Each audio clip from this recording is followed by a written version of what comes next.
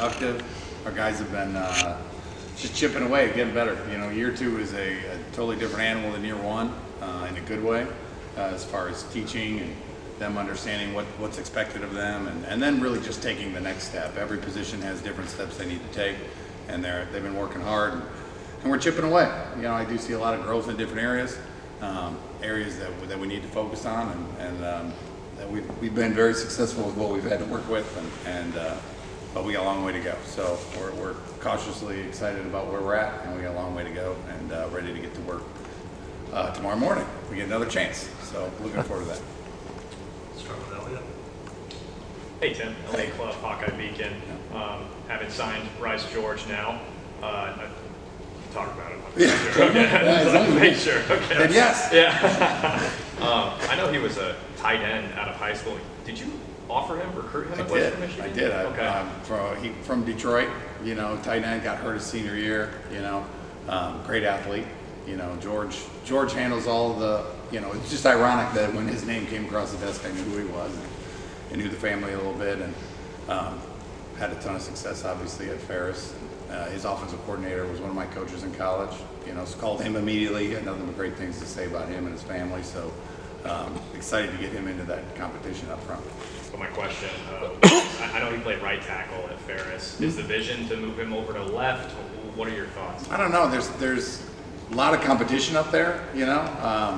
Obviously, feel really good, you know, a right tackle with what we got going, and we've been moving, kind of trying to move all with Lauk and Dotes, and obviously when he shows up, it's going to be a third amigo in that battle that they're doing. They're all getting better, you know. It's funny, like, you know, from day to day, you know, offensive linemen normally take a little bit longer. You know, watching the way Dotes is coming off the ball right now is different than last spring. It's been exciting to watch. Lauk, same way. He's an extremely talented athlete. You know, he's got great feet. So it's been fun to watch those guys, and we've been really rotating them everywhere. And we'll probably do the same with Bryce, you know, until George really feels that he fits in somewhere.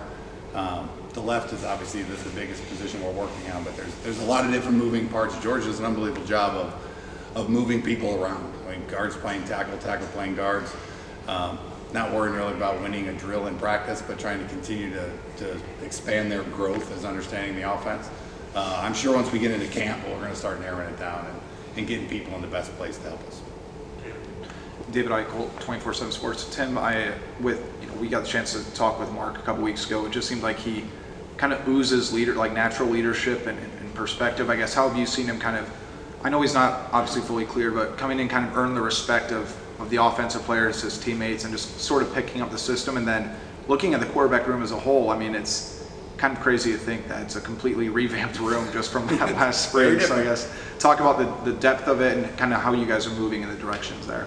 Yeah, so Mark's done a great job. I mean, he came into a building, obviously, where, you know, Sully was very well respected, one of the leaders on our team, and did a great job of, I mean, those guys became friends, you know, just the way they approach the business every single day, of being a pro and wanting to work in the weight room. You can earn a lot of respect as a quarterback in the weight room, you know, and it's something Sully did, and Mark, really.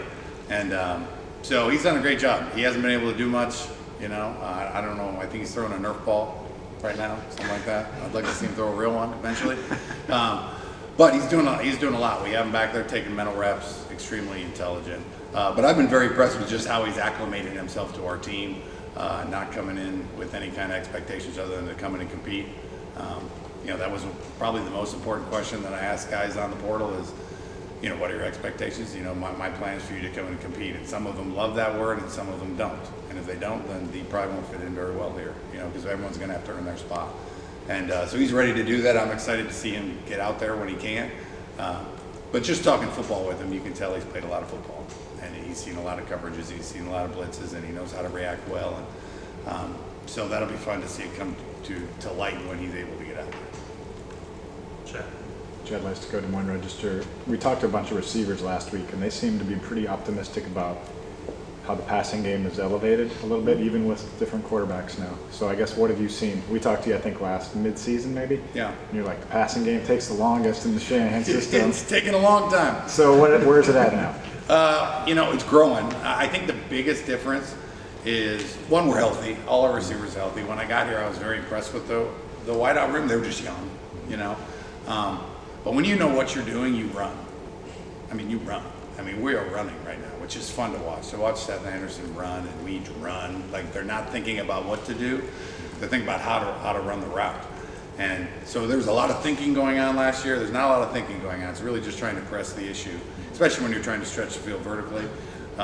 The ability to run a route and not look back at 5 yards and don't look back for 20, you know. And Seth's done a really good job of that. Dayton's doing a good job of that. So it's been fun just because we're a faster team right now in the passing game because they're running faster. The plays haven't changed. They just have run them, you know, enough times finally. So I think that's really helped us, you know, with the quarterbacks because they're getting themselves more open. Obviously, the quarterbacks, the more open the receiver are, it's been really helpful to them to have the tight ends know what they're doing, the wideouts know what they're doing, and they're starting to learn coverage, which is a big part of this offense. I don't know how much it was before. When we started teaching them coverage and why we motion and what information we pick up from the motions, they looked at me kind of funny when I first got here. Now they're starting to answer questions. You know, I asked Dayton a question the other day in a unit meeting. He led off his answer with, "Well, I know it's man coverage because of the motion." And I stopped and clapped, and I was like, "That was a great start to this answer." You know, like, you know the coverage now, so now you're going to run the route. And so they're starting to see things. So I think they're more comfortable with the system, and I'm excited with where they're at. We have a long way to go, but they're just more confident, and we're able to make nuances, adjustments really quick, and they can go out there on the next route, it's fixed. And so we're still a little short on routes sometimes because we get excited, and we get a lot of third down, red zone situations where there's a lot of little nuances that we got to get better at. But I've been very happy with their progression as we expected that to happen. And it's obviously shown with some more success. John Steffi, Gazette. Tim, good to see you. Good to see you. With Mark, obviously, you know, once he's out on the field, what can a quarterback of his skill set really unlock in terms of what you want to do schematically? And any regrets back to your Western Michigan days of not offering him to went to camp with you? Well, we recruited. I got to remember the year and how it went down. You know, a lot of times when it comes to recruiting, especially at a max school, you offer like 10 dudes and hope to get one. So whoever commits first gets it. So just because you're happy to get one, you know. So it's a different type of recruiting. You know, here we offer like one or two, and so there I was way more offers. So I probably should have offered him, no doubt, with his success he's had. I think the biggest thing when you have a quarterback that can consistently provide positive football plays, it's a big word, positive football plays, especially when you're calling it aggressively, where he can bail you out of, hey, this is a bad look, just check it down, get us a yard, throw it away for all I care. You know, just don't take a sack, don't throw a pick. And it's been fun. We've had him in the back. He's been taking more mental reps than anyone else. And we see it on the film. So I know exactly where he would have gone. So the receivers know it. They all watch what Mark would have done on that play, you know, because he's pointing to where he would have gone. And 90% of the time, it's the same as the guy that's holding the ball. Now, back there's no pass rush. So he's really comfortable back there, you know, standing up, hopping up and down. But it's been good for him just to get reps because there's a muscle memory to everything you do, right? So, you know, he's doing all the fake handoffs to nobody, him and his imaginary team back there. But he's having a blast doing it. And when he actually gets out there and he has to bring all the motions and do all the movements, we're just trying to shorten the curve, really, so when he gets out there, we can start seeing a more comfortable version of a guy who's played, I don't even know how many games he's played, a lot. I know how much he's thrown for, which that has to be a lot of games. So he's very comfortable, and my job is to get him more comfortable so we can get him ready to compete in the fall. Scott Ackerman with The Athletic. Scott. You decided not to go on the road this year recruiting. What was kind of your reasoning? What was Kurt's reasoning for that? And then how did that impact you this spring and what you were able to do to the offense and take it another step forward? It was huge, to be honest with you. I mean, it was everything in the offseason is optional, you know. But me being in my office when you had, you know, Jimmy graduated high school early and came in, Hank was new, obviously Mark was new.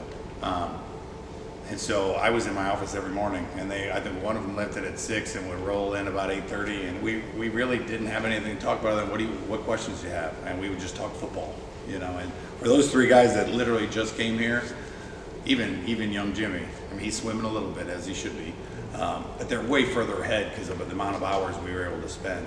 and they were all in different lifting groups. So like one was like 8 to 9:30 or whenever he left, and then Hank would roll in and he'd be there for a couple hours, and then Mark would roll in and he'd be there. It would be 1 o'clock before I knew it, and then the next day we do it again and again, and all the way through Friday, and it happened for almost 2 months. So it was huge for us. I had a chance to sit and watch film with the offensive unit if they wanted to watch, and we got to kind of watch some cut-ups as a whole. It's always great when the O-line, here's what I'm telling the quarterback, and the wideouts hear what I'm telling the O-line.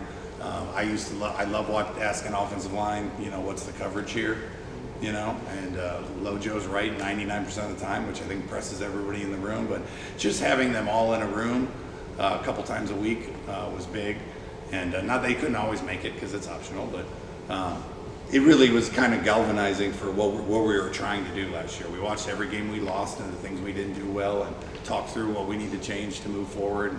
So it was definitely a calculated situation. I think if you're really trying to develop quarterbacks, it's really hard to not be around them and do that.